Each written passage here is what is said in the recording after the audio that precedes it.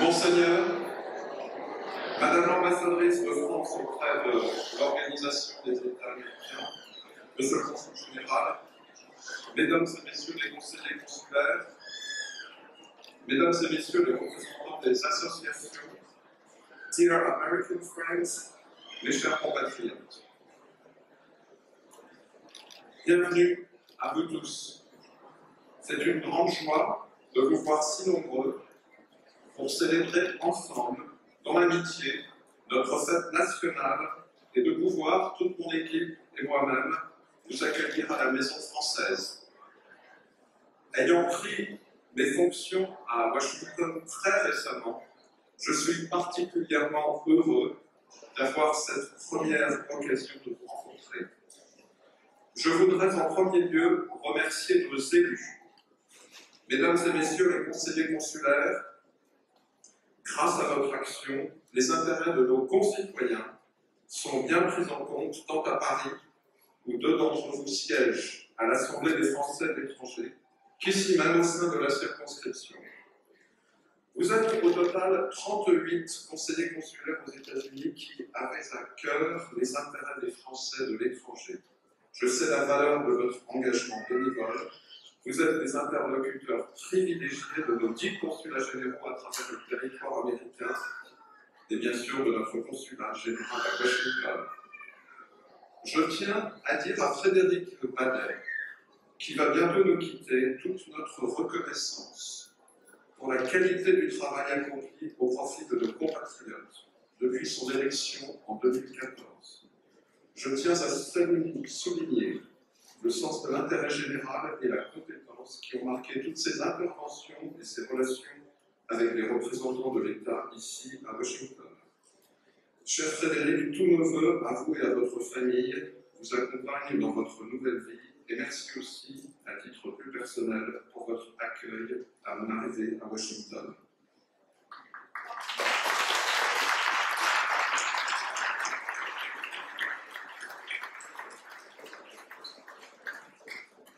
J'en profite également pour souhaiter la bienvenue à Madame Stéphanie Kamaruzaman, qui prend aujourd'hui le relais de Frédéric Badet dans l'équipe des conseillers consulaires et pour lui présenter tous nos vœux de succès.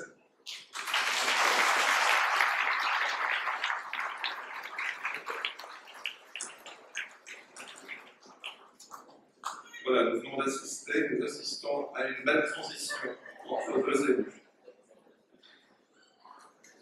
J'adresse également mes plus vifs remerciements à tous ceux d'entre vous qui ont aidé le 25 mai dernier à la bonne tenue du scrutin européen, comme assesseurs, délégués des candidats, scrutateurs ou bénévoles. La participation à cette élection, certes moindre qu'en France, a été néanmoins nettement supérieure à celle atteinte en 2014.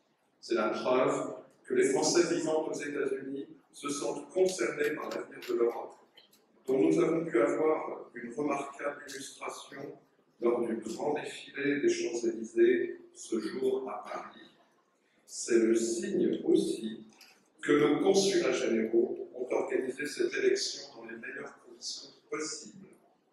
J'en profite pour remercier chaleureusement tous les agents de tous nos consulats pour l'aide précieuse apportée à nos Français ici aux États-Unis. Je crois que nous devons aussi féliciter et applaudir nos collègues des consulats.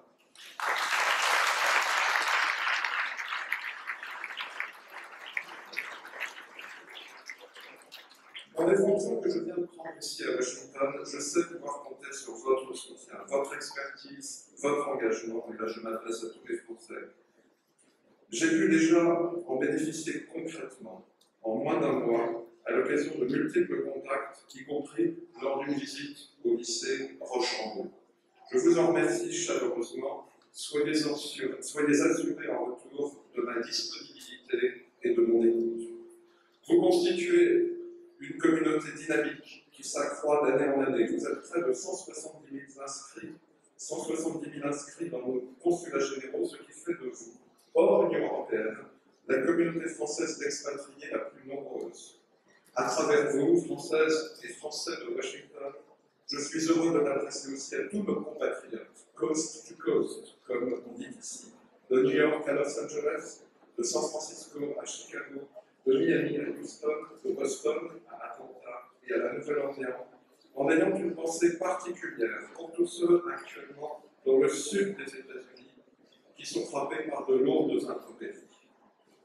Votre dynamisme est à l'image de la relation unique et diversifiée qu'entretiennent les États-Unis et la France depuis plus de 2 siècles.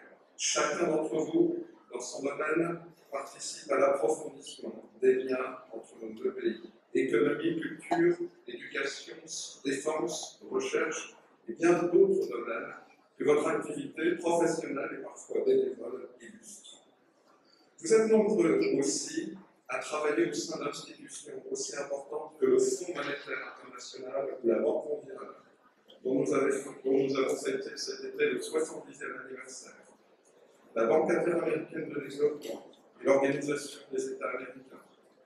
Vous y êtes les interprètes d'une vision française des relations internationales fondée sur la conviction que les problèmes du monde ne trouveront de solution qu'à travers la coopération et un système multilatéral efficace.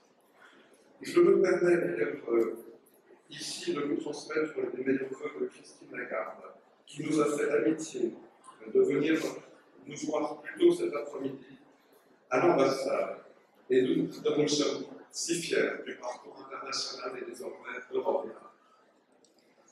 Vous vivez et travaillez, chers compatriotes, au sein d'une communauté expatriée exceptionnellement bien intégrée à la vie locale. Et vous savez mettre à profit les multiples opportunités que peut offrir le modèle américain pour l'épanouissement de votre vie personnelle et familiale. Mais la poursuite du bonheur personnel n'est pas incompatible avec le sens du collectif.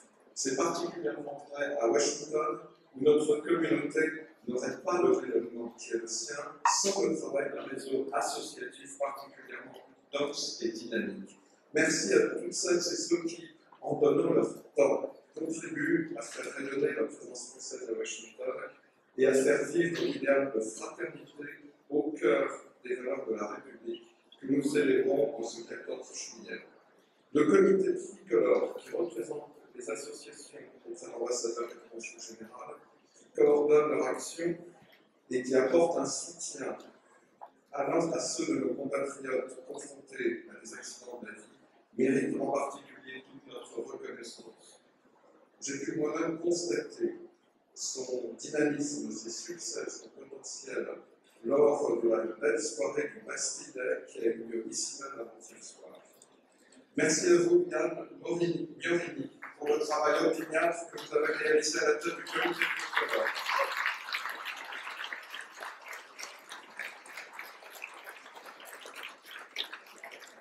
Et bienvenue à Hélène Chauchard, qui vient d'être élue nouvelle présidente du comité tricolore. Et un très très grand merci du fond du cœur aux bénévoles du comité et de toutes nos associations. Je voudrais enfin remercier chaleureusement nos sponsors, nos partenaires, dont la générosité nous permet d'avoir ce soir cette belle réception. Permettez-moi de les citer pour ne pas en oublier.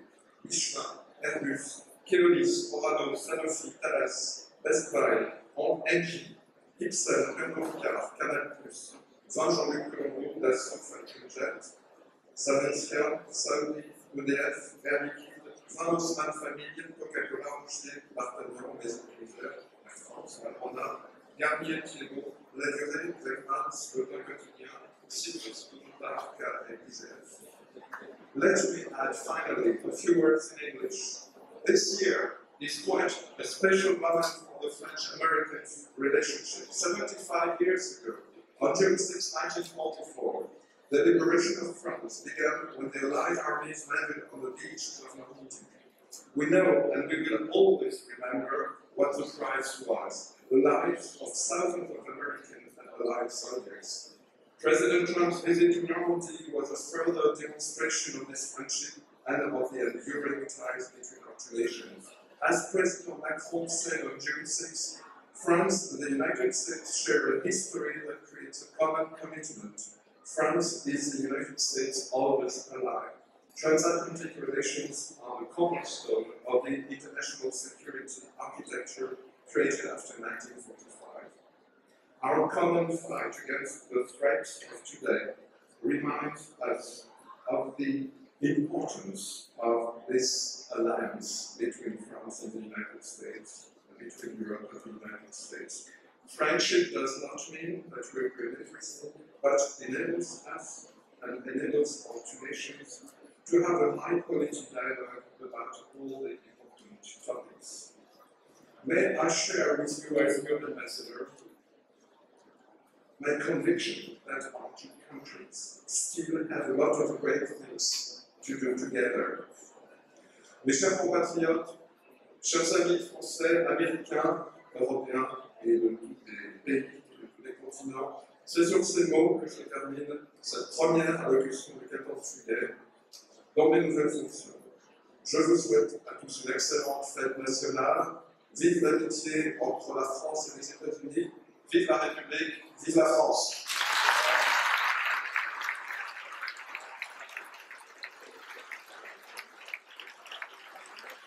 Si vous voulez bien maintenant, nous écoutons nos hymnes nationaux et je remercie beaucoup la chorale qui a préparé ces hymnes et qui a fait un travail magnifique. S'il vous plaît, je vous prie de raccorder votre silence et votre patience pour ce moment très important. Merci.